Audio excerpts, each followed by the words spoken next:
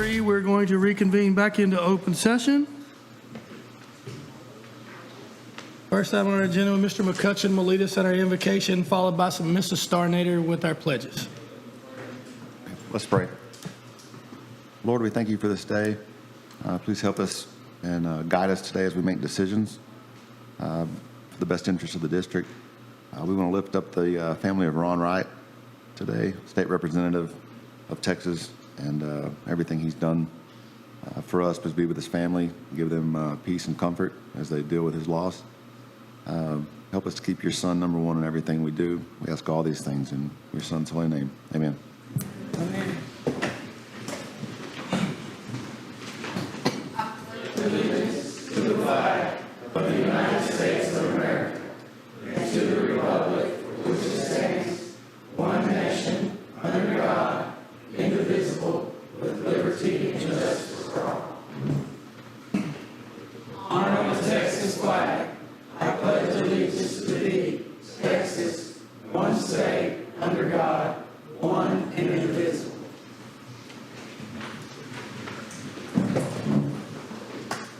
Ms. Bridges, do we have anyone signed up for open forum tonight?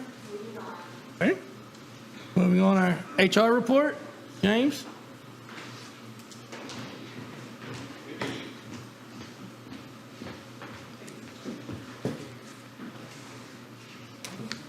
Good evening, Board.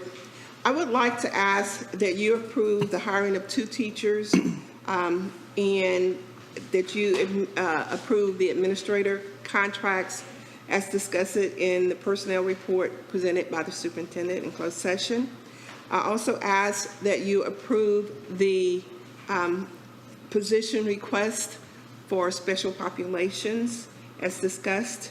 And I ask that the board also approve the change in the salary structure for a change in assignment.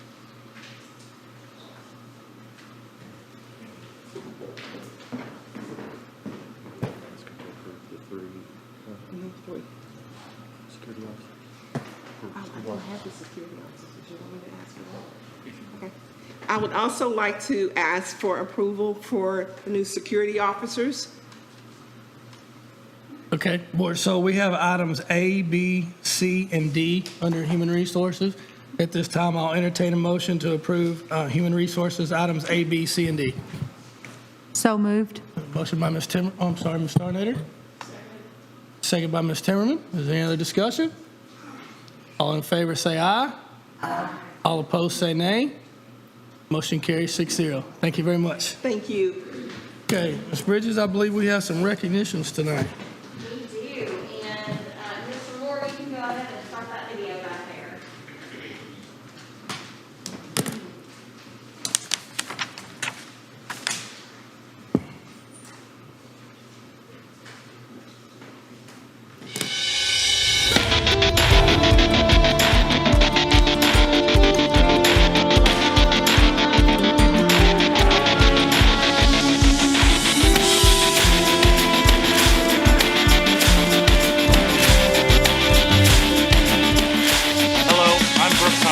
I'm one of the agri-science instructors here at the high school. We're really excited about our new launch.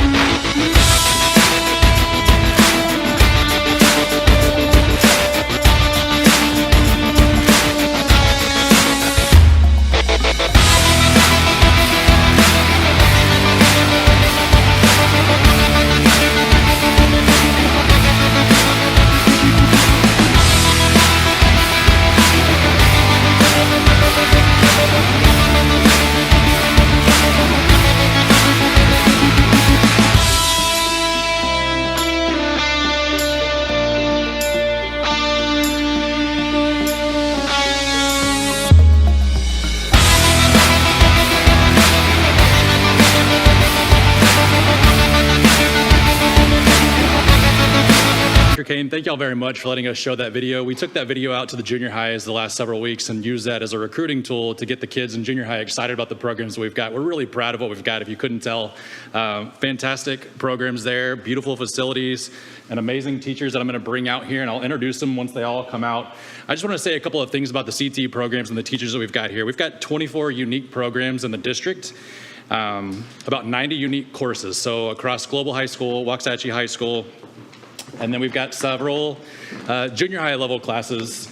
We've also incorporated some high school credit classes at the junior high level this year, which is new. So as they come in, I'm just going to kind of read a couple of things within the district. So currently about 90%.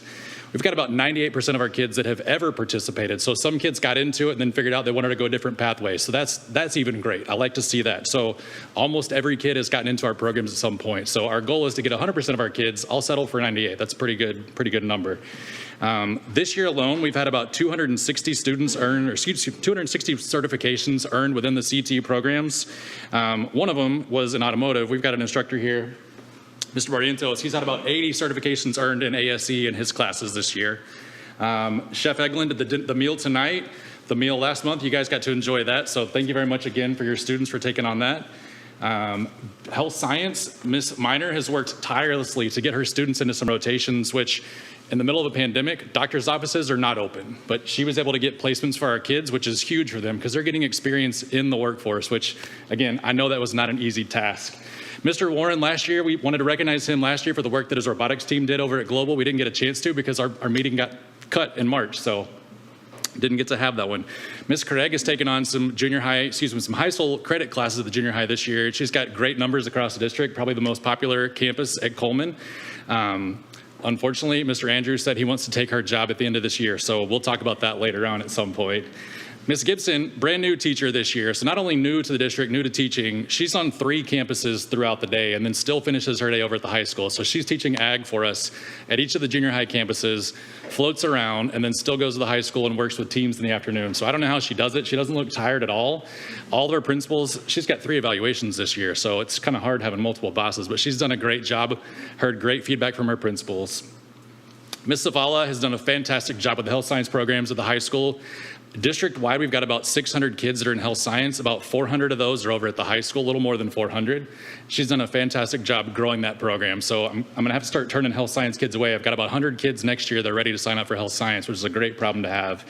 And then Mr. Mulliken is representing all the ag teachers here tonight. So you saw that Ron Appleton Ag Science Facility we opened up this year, which has been a huge undertaking in the middle of the school year. Got the kids in there. We've got the most animals in that barn that I think this program has had ever in the history of the program. About 65 pigs, about 18 sheep and goat on the other side, and we've got some cattle that are coming up in the next couple of weeks. Mr. Mulliken came back to us last year. Again, we want to recognize him last year for AgMech and what he did with his students, but we didn't get to, so he's here tonight. He just got back from St. Angelo, where they got 4 blue ribbons with their projects they took this weekend, and he's got, traveling road show between our ag teachers and animal shows, AgMech shows over the next several weeks. So these guys are going to be traveling up and down Texas. Really appreciate everyone that's here. I wish I could have brought all the teachers, but time and space constraints, we couldn't tonight, but I appreciate y'all. Thank you for what you do, and thank you guys for everything y'all do.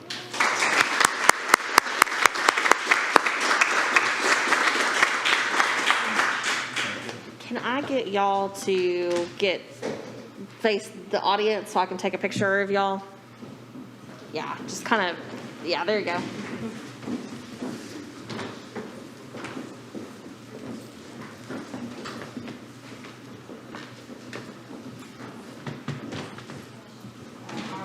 Squeeze together. Pretend like we like each other.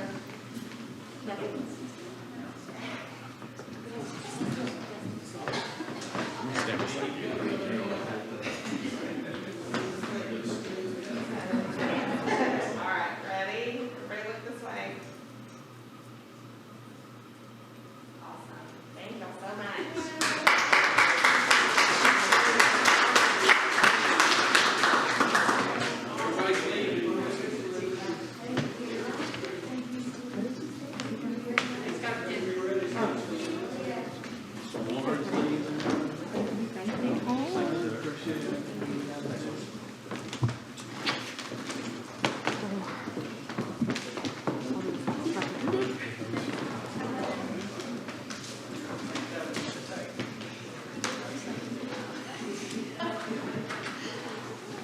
right, board, I have to take off my mask to recognize the cross-country girls because there's so much on this sheet of paper in front of me that they have accomplished this year.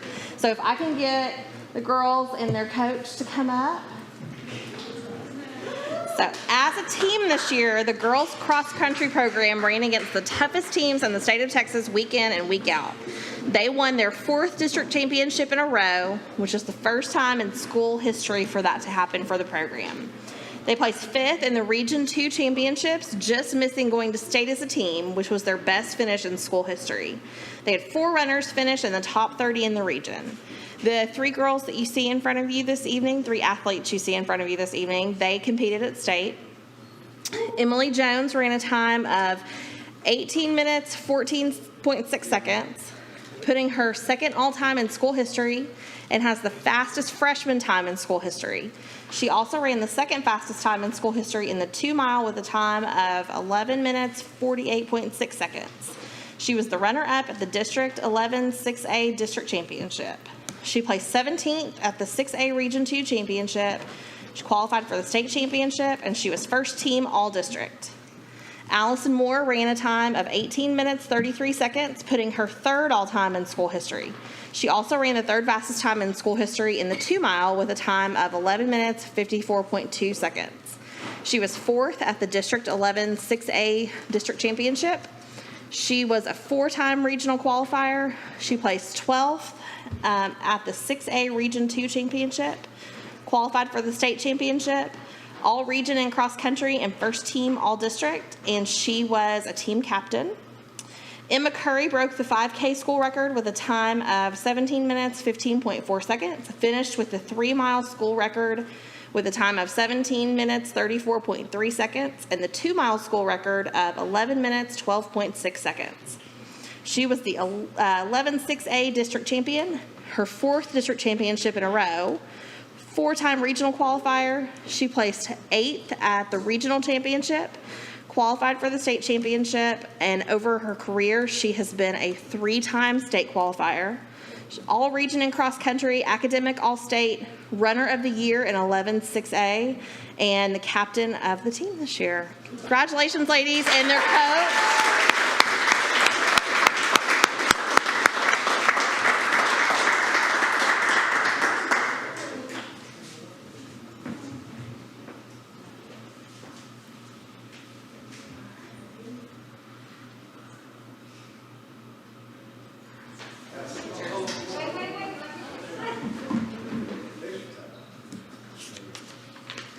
Congratulations. Congratulations, ladies. And congratulations to Coach Taylor Cruz as well. All right, I'd like to invite Ms. Tanisha Malone up.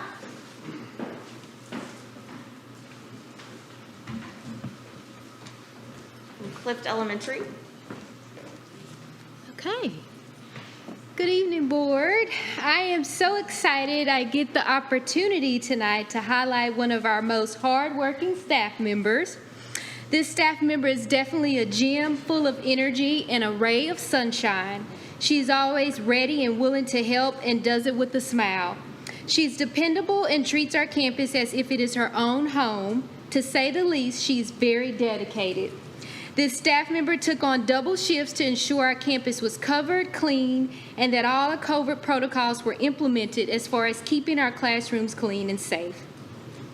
It is without a doubt that this young lady deserves to be honored. So I'd like to present our Cliff Spotlight Award to Miss Paula Burrows, our lead custodian. Thank you for the endless amount of hours you put into Clift Elementary. We appreciate you beyond measure. Congratulations.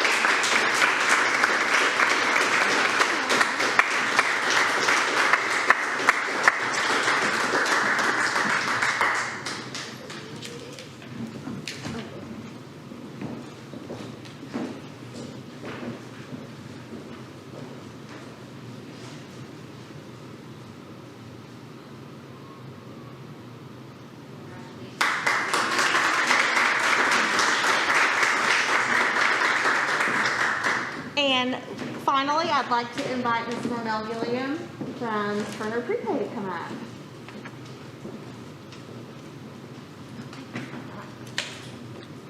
Good evening, Dr. Kane, board. It's a pleasure to be here this afternoon, or this evening, to talk about one of the brightest people on our campus. Oops, I'm sorry, I'm touching something. Ms. Streisner is currently teaching online pre-K and kindergarten for WISD. If you ever wondered what pre-K online looks like, yeah. But she keeps them engaged, they are active, they are learning. It is working. We couldn't have done this without Ms. Streisner. Anytime that I need anything, a helping hand, she's there to give it to us. She's the brightest spot on our campus. So without further ado, Ms. Streisner, thank you for everything that you do for us at Turner Pre-K Academy.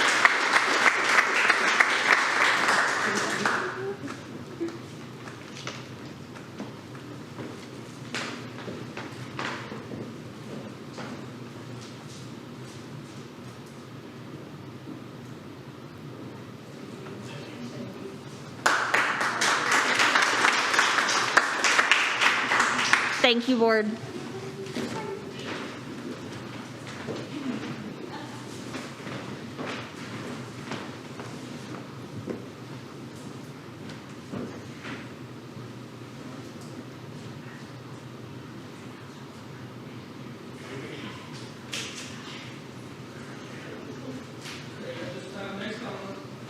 Next item on our agenda is our public hearing.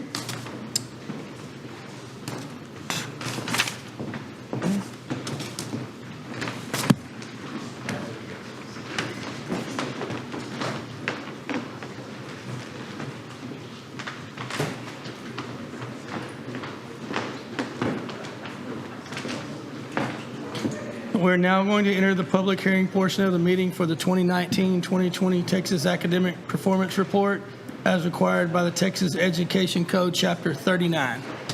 Well, good evening, board. Thank you for allowing me to talk data to you today. I know this is what you've been waiting for all day and all night, was for me to get up here and talk data for you. So here we go. I did do you a favor because TAPER, which is, the Texas Academic Performance Report, it's actually 29 pages. And so I've reduced that to 4 pages for you to help simplify this a little bit and get through it a little bit faster. But it is 29 pages for the district. It's also every campus has one specific for their campus. What does it really entail? It's all about student performance. And then it breaks things down into groups, to ethnicity, to socioeconomic status, to breaking things to how many teachers do we have in the district and what does that look like. Well, everybody knows because of No Star last year that every school in the state of Texas got the not rated because it was declared state of disaster for the 2020 accountability year. So actually, when you look through the 29 pages, which I already know you've done your homework and you're going to have lots of questions for me at the end, all that is based off 2019 STAR data. So that's really the older data right now. Something new that's on the front of that, which is also on page 2, there's a 2020 special education determination status. And within that, there's 4 categories, determination levels that each school can get. So it's either meets requirements, needs assistance, needs intervention, or needs substantial intervention. So for WISD right now, based off our SPED, we're in that need assistance category. Well, how do they get this and where does it all come from? And y'all in the education world, we throw all these acronyms around, but it comes from RDA, which is results-driven accountability. It's all going back to data, but really what it amounts to for SPED is some disproportional rates that we have within that SPED category. I know Brandy has worked on, there's the Stetson review. We have RDA meetings once every 6 weeks to go over this data. It looks at some different things other than SPED, but we are proactive in this. Our goal is to be proactive and not reactive, and so we're having meetings once every 6 weeks so we can get out of that. We also have what we call a strategic support plan, which puts together goals so we can get out of things like this or not get in them. You can see at the bottom, if you're just dying to find some reading material before you go to bed, how do you access TAPER? You can go actually to their website. You can go to WISD website. I know Ms. Murphy's done a great job putting all that information, or you can go to campus offices and they have that as well. Some of the different things when I talked about what does TAPER do, On that right-hand side, it talks about, it breaks down data by grade level, subjects, student group, end-of-course exams, STAR, Student Success Initiative, participation rate within STAR, your attendance rate, your annual dropout rates. And so that's some of the things that we're going to narrow down on this next page. So again, that top part is our ratings for, and this again is for 1920. And what you'll find, the hard part about data sometimes is they're lagging indicators. So sometimes they're a year or 2 years behind in reporting, which makes it hard when you need to address something that maybe you're not doing so well in. So this next part is ethnic distribution. I did one for the state. I did one for WISD just to kind of give you an idea of where we fall within the state. So if you look at the African American population for the state, it's 13%. For WISD, it's 14%. Hispanic for the state is 53%. For WISD, it's 34%. For the white population of the state, it's 27%. For WISD, it's 48%. So you can see the rest of those, and that's kind of the breakdown. The bottom of this, I took it down to student counts. Remember, this is 1920 data. So, for example, when you look at grade 9 that has 861 students, those are actually the sophomores this year. And I don't need to tell you that when you look at 12th grade, that's typically your smaller group that you're losing every year, but the group that you're gaining is typically much larger. So thus the growth that we're having. Then it breaks down by student group information, everything that you want to know from economically disadvantaged, which are free and reduced, how many students are in our 504 program, ELs, dyslexia. Dyslexia is a new area that the state's really looking at this year to make sure our kids are doing okay. Foster care, homeless, Title I, at risk. So that at risk is always, those are those potential kids that could be dropouts based off a lot of categories. It could be they failed a course. It could be they failed STAR, maybe they are homeless. There's a lot of different things that they fall in there, but almost half our kids are at risk, and so that's quite a big population. You have your bilingual and ESL program, CTE, which that was a fantastic presentation and video that they showed up here, so you can see a majority of our kids are involved in that, our GT and our SPED. So that's just really a breakdown. I always think this is a shining point for WISD when you look at the breakdowns from the state to WISD. Really, when you look at that 11 to 20 years of experience, for the state it's 29%, but for WISD it's 36%. So when we get teachers here, they love WISD, they want to stay here, and proof is in the pudding right there. You can see that they want to stay. This next part is attendance rate and longitudinal graduation rates. And so everything that we're looking at moving forward, we'll break it apart from the district to the region and to the state. And I always like to compare us to see how we're doing with our region, but also how we're doing with the state. But then it breaks it down into your sub-pops to see how every sub-pop is doing. So the first, the attendance rate, again, it's a lagging indicator. So this is 2018-2019, not our last school year. Attendance was at 95.5. When you look at the state and the region, we're pretty much right on target with everyone else. 17-18 was the same thing. Annual dropout, they break it out into 7th and 8th graders, so junior high, and then they break it out into high school. And you can see there in 17 and 18, we had a 0.4%. I think we narrowed that down to that could have been a coding error that we had, but typically that's going to be 0%. If you look at your annual dropout rate for grades 9 through 12, we've been at 1.3%, which you can see is well below. Region is 2.4%, and the state's 1.9. So while you always want it to be a little bit lower, we are on target. Actually, we are doing better than the state and the region. 4-year longitudinal graduation rate. So again, class of 2019, a lagging indicator, 91.6% of our kids graduated. You compare it to the 88.4 and 90%, we're on target, we're doing well. You have your class of 2018. Again, if you compare it, we're doing well. Then we have our 5-year extended longitudinal graduation rate. What does that mean? That means a kid maybe was supposed to graduate in 2018. Maybe he was behind on credits. Maybe he, chose that he thought it was better to drop out of school or whatever, and he said, you know what, I need to come back and I'm going to finish this out. So that means those are students that came back and finished it out that we get credit for. So you see class of 2018 was 92%. So we gained 1.6% of kids to graduate from the time they were supposed to until they came back and did it. Class of 2017 would be the exact same thing. We're at 92%. This next part is, it tells you it's the 1920 district graduation profile, but it's actually 2019 graduates, so it's a little bit misleading. But you can go through here and tell in 2019 we had 633 graduates. It's broken down by ethnicity there, but the part that you're going to want to see is by graduation type. So I have over on the left-hand side, 82.3% of WISD students are graduating with distinguished levels of achievement. What does that mean? That means they're doing an extra math and extra science that they're not required to do. What does that mean for those kids? I always say, hey, we want to put many tools in their tool chest so when they graduate from high school, if they want to go to college or whatever they do, they have that extra math and science that's required. It also tells us that most of our kids are graduating with an endorsement. So I think those are a big accomplishments that we definitely want to celebrate. Then that bottom part breaks things down on how many special education graduates you had, economically disadvantaged, so you can kind of compare the percentages to where we are to where the state is. This next part, talking about CT earlier, is college and career military readiness. What does that mean? That means that our kids are either college, their career, or they're military ready when they graduate from high school. That means they have to meet certain criteria before they graduate. And you can see for the district, we were 74.2%. And you go, well, man, that really needs to be more. I want to tell you that's equivalent to the A in the district. So at the high schools, they're at an A. At a district, we're in an A. Even though it's 74.2%, that's a great job getting our kids ready. The next part is college-ready graduates. So those are our kids that have met the criteria to meet the requirements for college. What does that mean? They hit the score for SAT, for ACT, for TSIA, for AP, and they're ready to go in that college or university of their choice. So almost half of our kids are ready for that.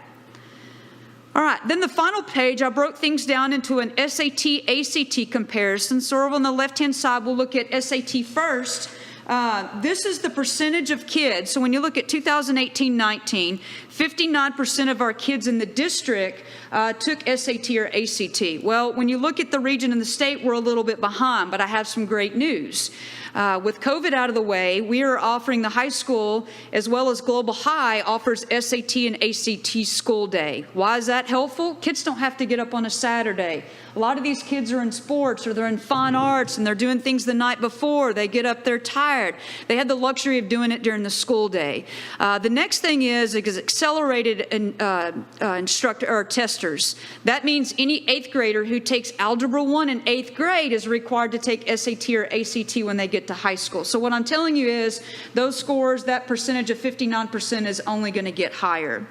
The next part on examinees, 18-19, where it shows 50%, what that means is 50% of our kids that take SAT are meeting the requirements. What are the requirements? Well, if you're SAT, you have to make like that 480 in English or the reading. You have to make that 530 in math. That means those kids are doing it and they're college-bound ready. If it's ACT, it's 19% for that reading, 19, or not 19, just 19, not percent. 19 for both, if they can make a 23% composite. So what it's telling us is our kids that are doing this are doing a good job. But then when you look at the average score for annual graduates, over on the right-hand side, the 1087, and it's broken down by all subjects, English, language arts, and math, our kids that are taking it are doing better than kids in the state and the region. So they're prepared, they're ready to go to college. Same thing on the right-hand side. ACT says the exact same thing. If you look at all subjects, English, language arts, math, and science, and you compare the district to the region and the state, our kids are rocking it. They're doing a great job. All right, next part is dual credit. So any kid that's taking that credit that's getting both that high school credit and that college credit, so that 40.3% for 2018-19 is a percentage of students in 11th and 12th grade that earned at least one class of college credit. So almost half our kids are earning at least one class of college credit as they go through the high school. Then it breaks it down by subject. So you have your English, language arts, your math, your science, and the social studies. It looks a little bit maybe lower than it should be, but we're gaining ground. You know, it's one of those things that we have that where kids either take dual credit or AP, and really that's different for every kid, but we have a balance of both of those that some other school districts may not have. And so, again, these are our students that are earning that dual credit before they graduate from high school. Then that bottom part, graduates enrolled in Texas Institution of Higher Education, 57.6% of our kids are attending a higher education, whether they're going to a JUCO or they're going to a university after they graduate. So I think that's a really good number as well. Then on the right-hand side is AP. So this is all based off participation. Here's the hard part about AP test, y'all. That test is $100. So when we talked about earlier that our socioeconomic is low, that it's at 46%, $100 for a family is a lot of money. So that's an area that I know Melissa Abity and her GT team and advanced academic team is really working hard to boost up those numbers, to figure out a way how we get more of those kids not only to take those classes, but be able to afford that test at the end of the day. It's also a little bit more difficult because so those kids can earn a college credit, they have to make a 3, 4, or 5 on that test. And so it is a difficult test. All right, we're almost at the end. So CTE coherent sequence, of course, is aligned with industry-based certifications. So these are our kids that have completed and earned a credit for a coursework, a class that's aligned to an industry a certification. And you can kind of see at the bottom of that, again, this is a lagging indicator, and this is really something new where our kids start earning certificates before they graduate. That number is high compared to the region and the state, but I know Mr. Binnicker and his team have worked hard, just like they got up here and said, there's so many more kids that are earning certificates before they graduate. So like I said earlier, our kids are graduating, they're either college ready or they're career ready, or we've got kids going to the military. And then we've also have kids going to the armed forces, so you can see 4.3% of our kids within the district typically apply and go to a military, go to the armed forces. And then I put one other thing in there it talked about, which I always think this is a celebration. These are our special education students that are graduating on advanced plans. So 2% of our special education population is doing that. So a lot of data. I probably gave you more than really what you really want, but I did remember take 29 pages down to 4 pages. So do y'all have any questions for me? Questions or comments? Anyone from the audience? This is a public hearing. Board members? Great summation of everything. Thank you. Anyone? The at-risk number was wow to me. It's eye-opening. Yeah, Mm-hmm. yeah. What's that now? I'm sorry. Reintroduced lunch qualifies you for. Yes, yes. That goes right along with that. Right along with it. Yeah, there's like there's 9 indicators, 10 indicators that a kid can hit to get on that. So, and it's hard to get off too. So, all right, thank you. Okay. Okay. At this time, we will now close the public hearing. Okay, items reports. Mr. Avenshine, first review of TASB board policy update 116 affecting WISD local policies, CQB, DCD, DCE, FFAC, and GKA. Thank you, It's Mr. an President. alphabet right there. Well, I saw that the majority of our crowd left before the tape report. If they hadn't already left, they would have probably left before we talked board policy. But this is TASB's effort, and it generally occurs every biennium right before the legislative session. This is their effort to give the final cleanup of policies. So there are several inclusions within legal policy, which is not anything that requires action of the board, but there are 5 local policies that are affected by this cleanup, and nothing controversial. The technology policy at CQB just highlights the cyber training that must occur, but in the statute, it says the board shall require. This just makes it clear that the board delegates the superintendent to ensure that the training occurs, and we've done that. The other policies, DCD, DCE, and GKA, are just outlining how employees and/or members of the public can bring grievances and what the path is, level 1, level 2, level 3, and deadlines.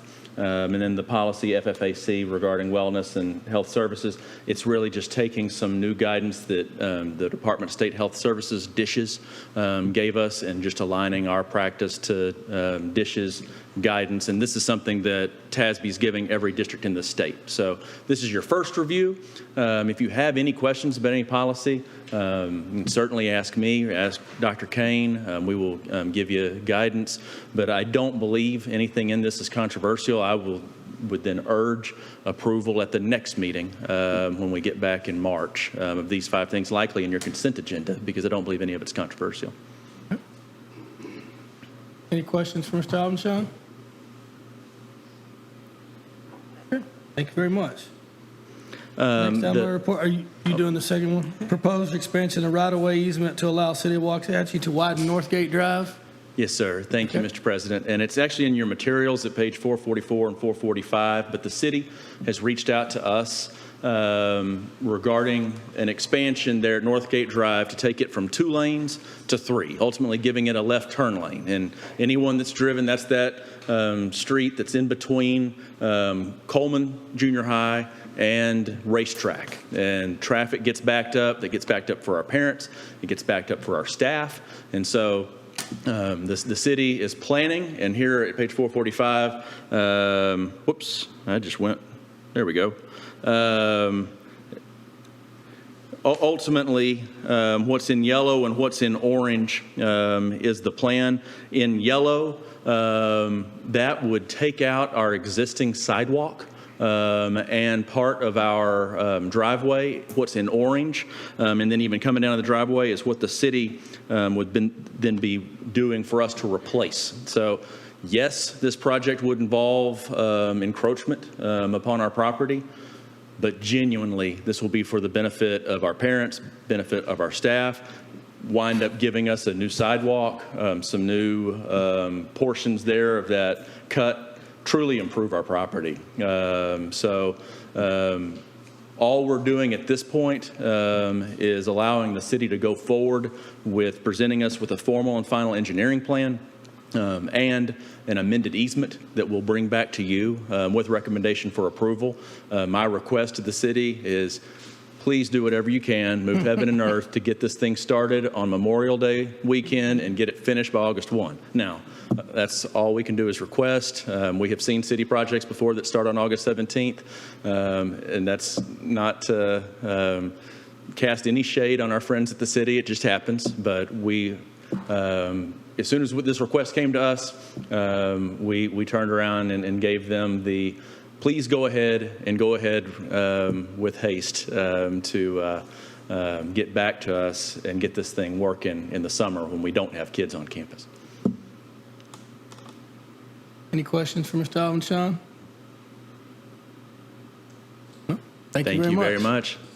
Okay. Now's your fun time with Mr. Calden. Yep. Last item on our report, we report on maintenance needs. Mr. Calden. Good evening, Board. So tonight, further in the agenda, we have an item to consider a possible bond election for 2021. And question came up about what could be some of the projects that we were looking at in the large items category on this bond. I didn't have to think too long or search too hard. Maintenance showed up at my door with a list of things that they would like for us to consider tackling. So I bring this to you tonight not mainly because it's a timing issue, it's a scheduling issue. To get on the schedule to do these things for this summer, we need to talk about doing it now and not waiting until May. The items that I'm going to ultimately request that you approve tonight would be things that we would do out of fund balance if a bond is unsuccessful, but we would like to go ahead and get them started, at least scheduled. So with that, now I've stolen all of my thunder for the end of this presentation. Let's go through it. So there's about $5.8 million in the proposed 2021 bond. I like to call it deferred maintenance. Ms. Bridges likes to call it large capital projects. Either general way, they're things that need to happen at our campuses that are a large capital expenditure. We would like to look at proactive items, lighting upgrades, HVAC unit replacements, roof replacements, those kind of things that extend the life of the building and the usefulness of the buildings. Some of those things, unfortunately, are going to be reactive. Some of those are going to be addressing campus needs and wants. And for the majority of it, when we know that there are leaks and roofs are failing, that's when we start to go in and look at replacing them.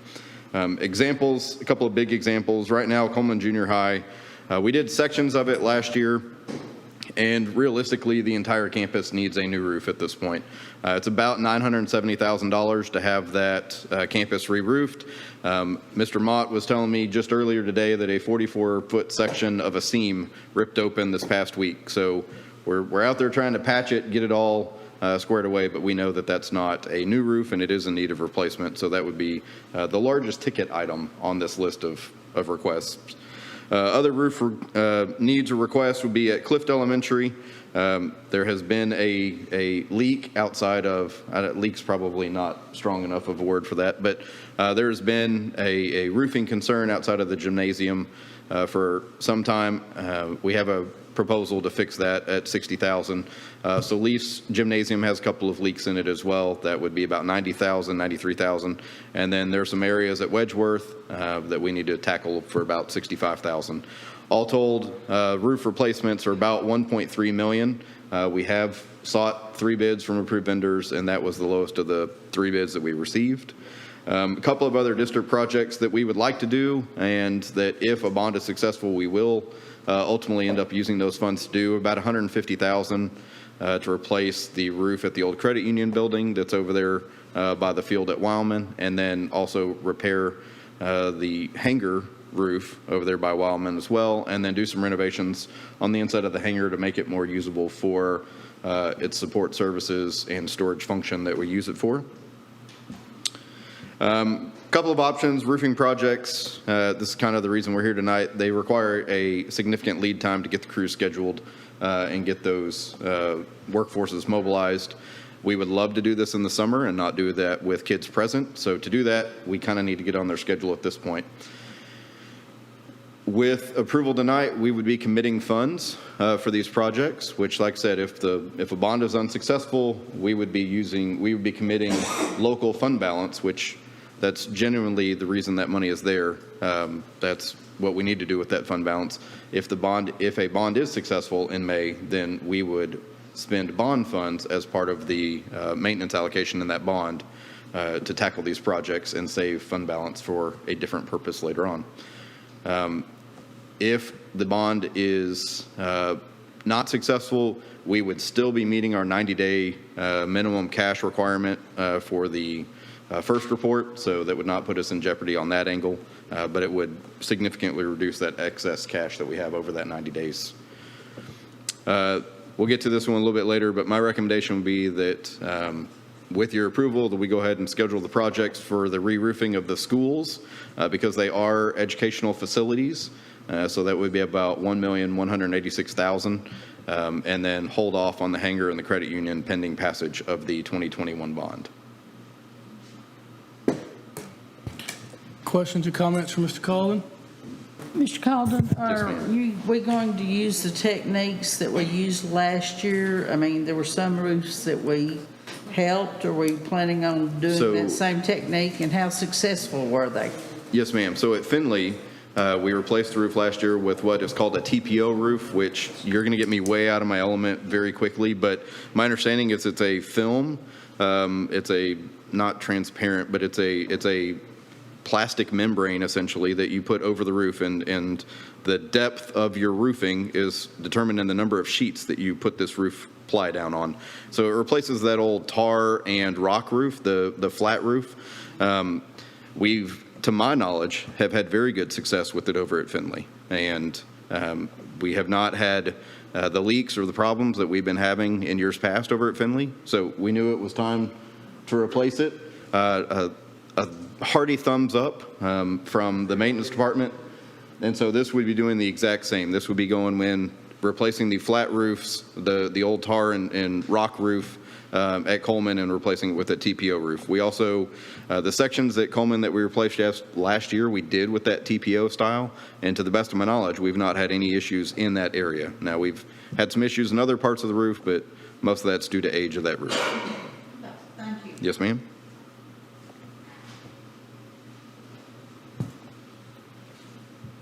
Anyone else? Okay, thank you very much, Ms. Colden. Thanks, sir. Okay, moving on to our consent agenda. We have items A through G. I have been asked to remove item F for an individual discussion and approval. So if no one has an issue with approving consent agenda items A, B, C, D, E, and G, I will entertain a motion. Mr. Autry, before we approve, I'd like to make a comment. Go right ahead. And this is to Mr. Calden. On B number 2, I just, excuse me, I just want to say how happy it makes me to see that we're giving business to local businesses. On page 481, there are 5 companies in Waxahachie, and we are also giving business to neighboring communities. Just wanted you to know how much I like that. Okay, well, thank you.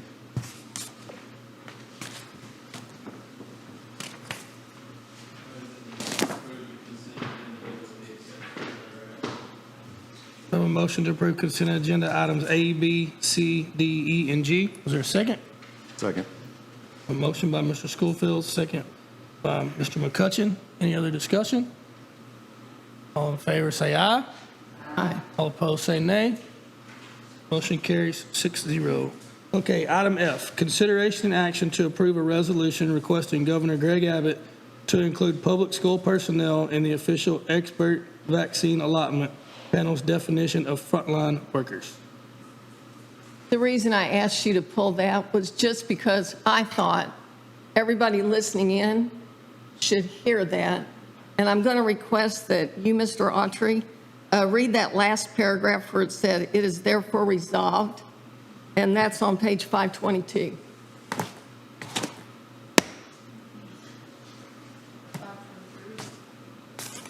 Right.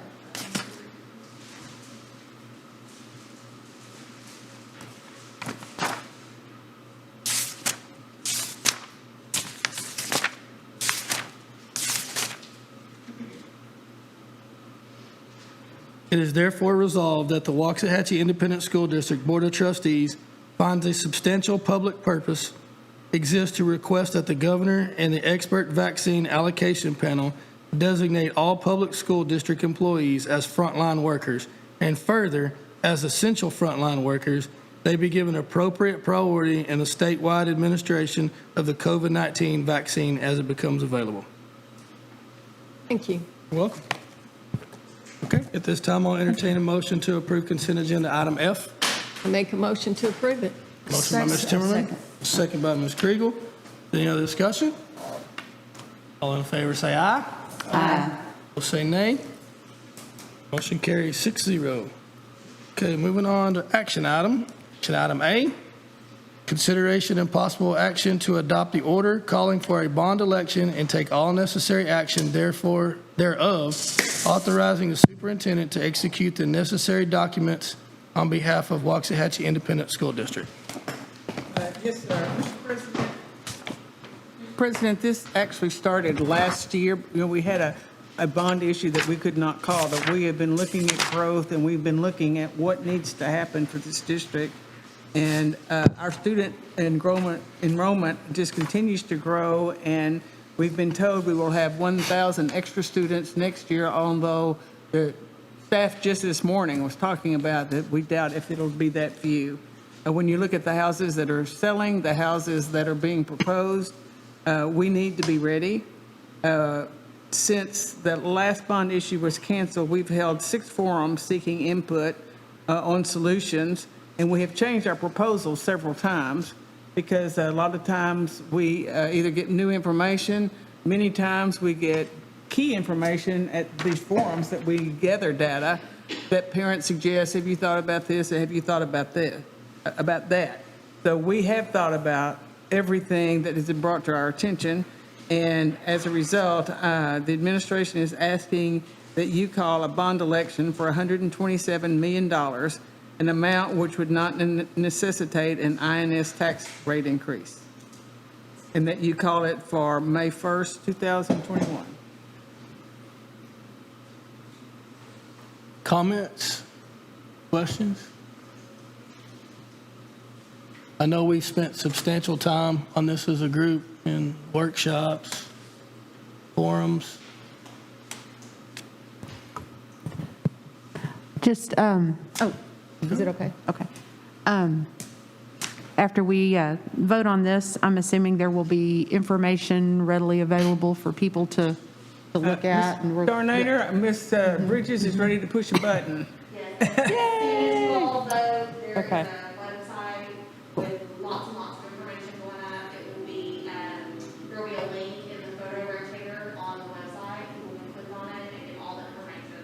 So I welcome any feedback from the community on what else they might like to see. Okay, thank you. Said this before and I'll say it again, this $127 million bond, in my opinion, there's not one thing on here that is a luxury. It's absolute need moving forward. And we're not asking for anything that we absolutely do not need yesterday. Any other questions, comments? I would just like to say that I don't take it lightly calling for a bond. It's money that has to be paid back, and as a taxpayer, I'm one of the ones that has to pay it back. But if you drive down Ferris Avenue today or look at the rooftops going in, there's a lot of changes here, and there's no room. And those are the people that will end up funding this as they moved in. So it is what it is, and we'll try to be as frugal and manage our fiduciary responsibility to the taxpayer to the best of our ability. Mr. McCutcheon? Yeah, I was just going to thank everybody in the administration who's worked a lot of hours to put this together.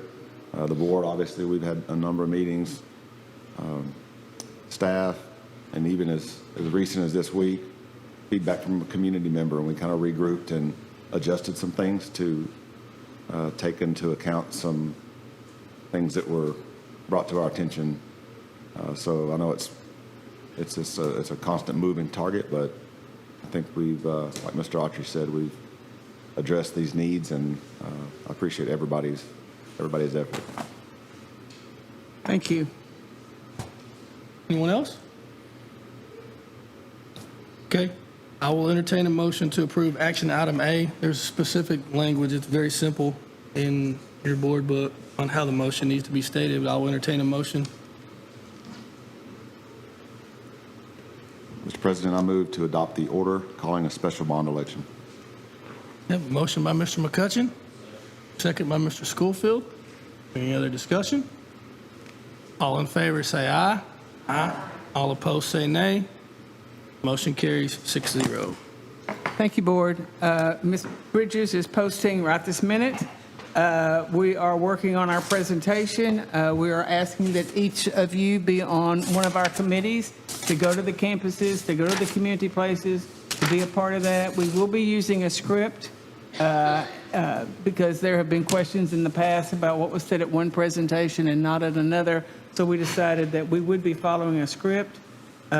We have rewritten it many times, and we'll probably rewrite it again before we make our first presentation. We're asking that an administrator be on each team, that a board member be on each team, that someone from our PAC be on each team, because we need the people we present to hear from the community, not hear from administration, we need these things, but to hear from the community and from parents and from elected officials that we need these things. So this is just our beginning. Okay, moving on to item B, consideration and action to nominate by resolution a candidate to fill a vacancy on the Ellis County Appraisal District Board of Directors. I know we did this, I'm sorry, go ahead. That's what I was going to Go say, ahead. so people won't think that we forgot to take this item off. It's rare that positions come open on the Ellis County Appraisal Board, and then for two to come in a row in mid-season is really unique. We sent in a name last time, then that someone resigned right after that was filled, so I'm asking that the board nominate by resolution a candidate. We actually specifically are recommending Mr. Kevin Strink. So just a little clarification, This is strictly a nomination. This is not an election. The actual board of directors at the appraisal district will pick from the nominations that various taxing entities submit.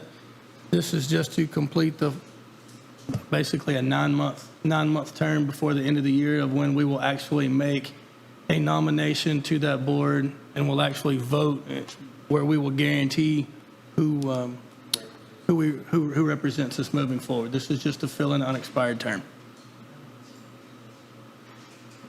Any questions, comments? Okay, I'll entertain a motion to approve action item B as presented. Motion by Ms. Kriegel. Second by Ms. Timmerman. All in favor, say aye. Opposed, say nay. Motion carries 6-0. And our last action would be consideration and possible action to address the maintenance needs and approve all necessary budget amendments as recommended by administration to fund repairs and improvements. Now, Mr. Calden just gave a presentation on that just a few minutes ago. We have any questions or comments? Or we can present it again. If you just fell in love with that presentation, he's ready.